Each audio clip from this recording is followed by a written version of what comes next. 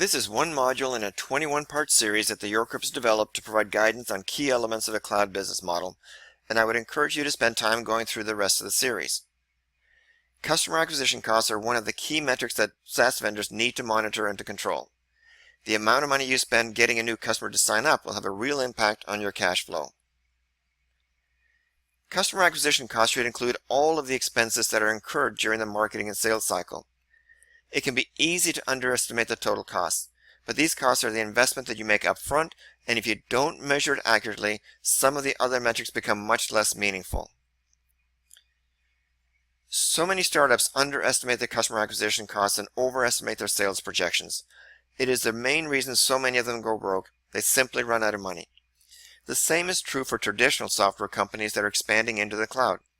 They may have cash flow from their on-premise sales, and they may have people and resources that can be shared across product groups, but if they aren't measuring their customer acquisition costs properly, it will take much longer before their move to the cloud starts to pay for itself.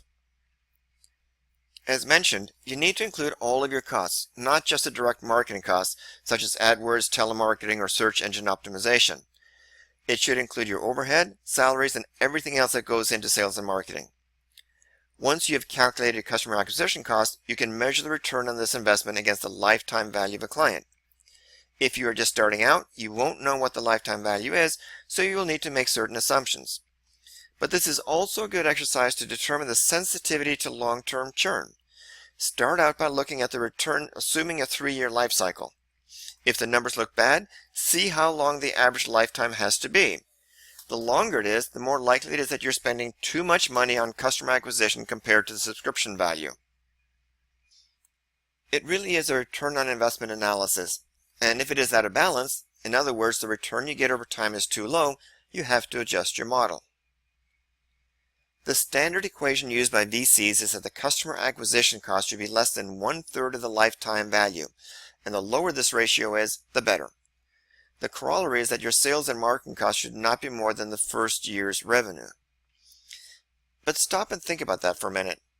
VCs are saying that you should be prepared to invest as much as 1 year of revenues to gain a new customer before you have collected a dime of revenue, and then in most cases it starts trickling in on a monthly basis. Now I'm afraid that this slide is a bit of an eye chart, but it shows the factors that can make the balance better or worse, and I'll highlight a few. The objective should be to drive the customer acquisition costs down while increasing the revenues or the monetization of a relationship. Marketing is covered in separate modules, but I do want to highlight free trials as a great way to shorten the sales cycle and increase the conversion rates. Also, using channels. Channels aren't just resellers, they include affiliate marketing partners and marketplaces, relatively low-cost ways to drive leads and sales. The thing that drives up your costs more than anything else is field sales. Salespeople are expensive, and unless you are selling an expensive subscription, you should substitute the real-life salesperson with more marketing and sales automation. As I've already shown, high churn rates drive down your monetization. A lot. And getting more revenues from existing clients should be a priority. You have already absorbed the acquisition costs, so there's plenty of margin from every new dollar of revenue that you get. There is an old adage that you can't manage what you can't measure. This is particularly true for customer acquisition costs.